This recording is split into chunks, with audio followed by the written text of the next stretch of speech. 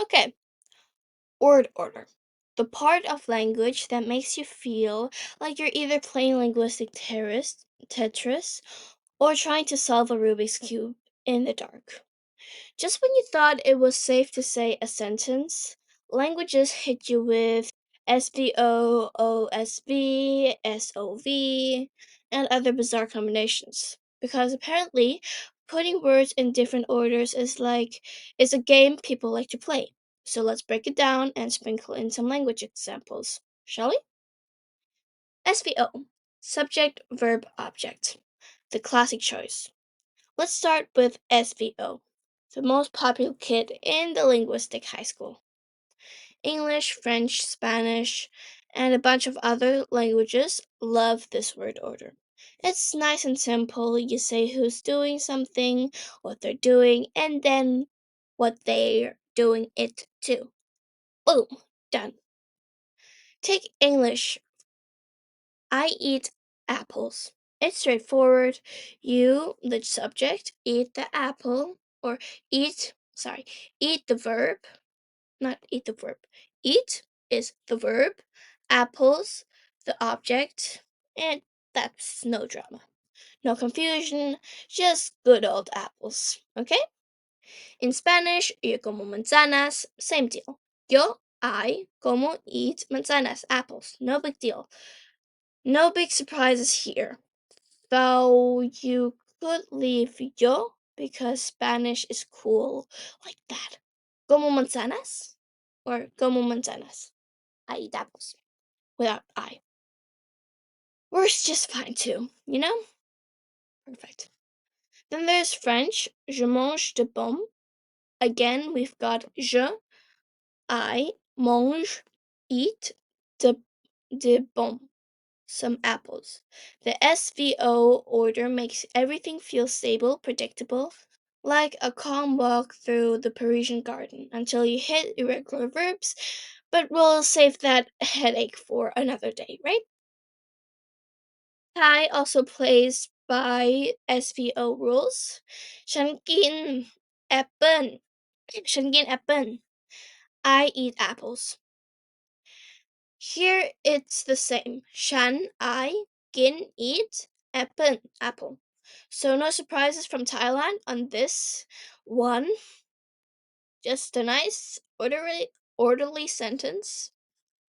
Finally. And then we got OSV, object, subject, verb. So, yeah, let's get weird. But then there's like for languages that like to keep things interesting. OSV isn't the most common word order, but when it shows up, it's like the linguistic version of a plot twist. Instead of the subject coming first, we kick off with the object. Take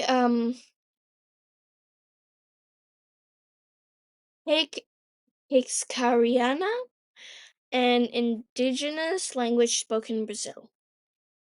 Apples I eat. Wild, right? Apples come first, then subject I, followed by eat.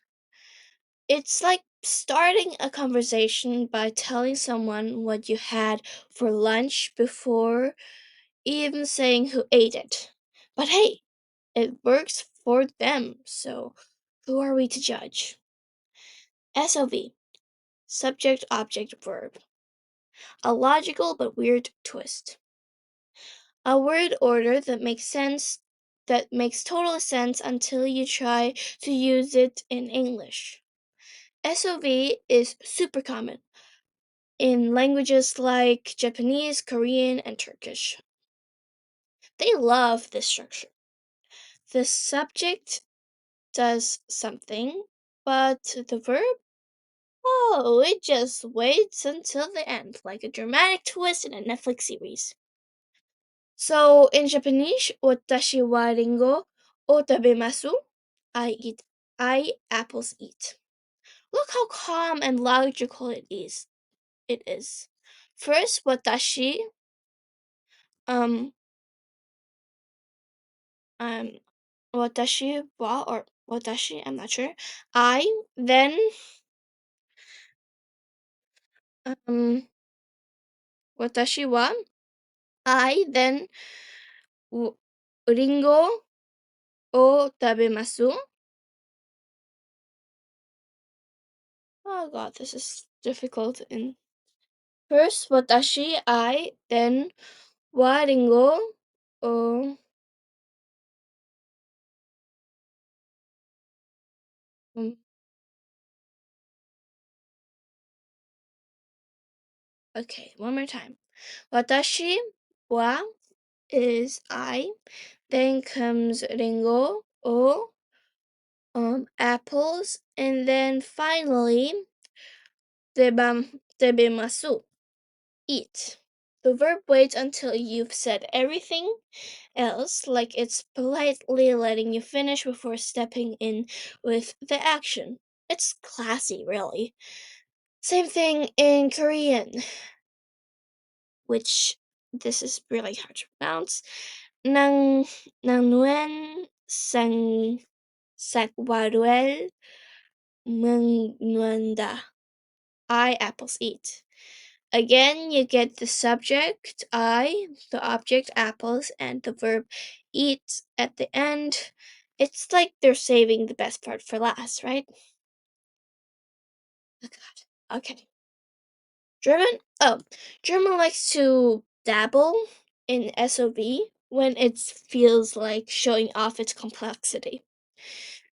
Ich hab den Apfel gegessen. I have the apple eaten.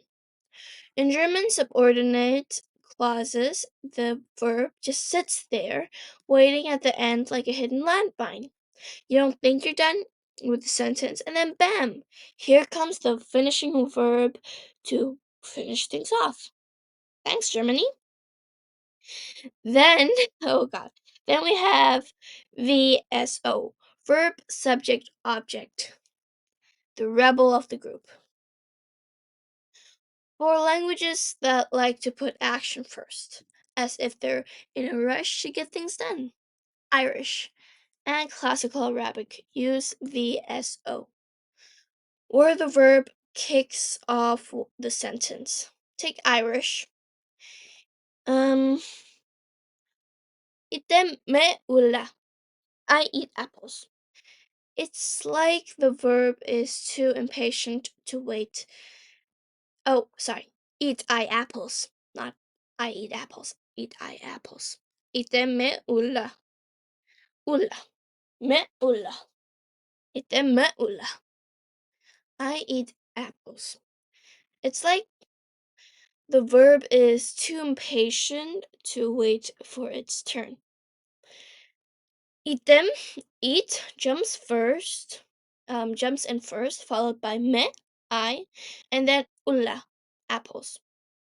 It's as if Irish speakers are always ready to get the point, no time to mess around. Get to the point, no time to mess around.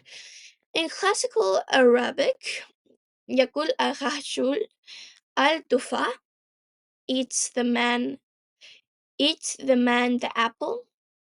The verb comes charging in with yakul, eat, followed by al-rajul, the man, and finally al-tufa, the apple.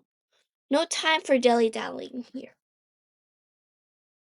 Why do these word orders exist? Why does this madness exist? Well, blame the ancient ancestors who couldn't agree on how to speak.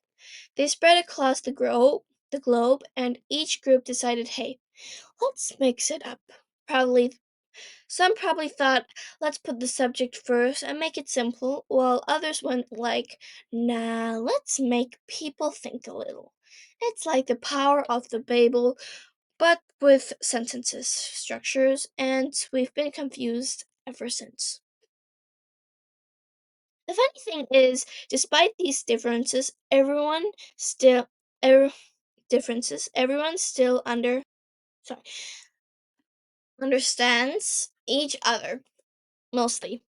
Sure, Japanese speakers are sitting there with their SOV structure while English speakers are cruising along with SVO, and yet somehow people manage to communicate. Linguistic variety is just it's just the universe's way of keeping us on our toes. And maybe making sure that learning a new language is never too easy because where's the fun in that, right? Conclusion. Welcome to the World's Order Olympics. So whether you're sticking to the classic SVO order like a sensible person, or or flipping things with SOV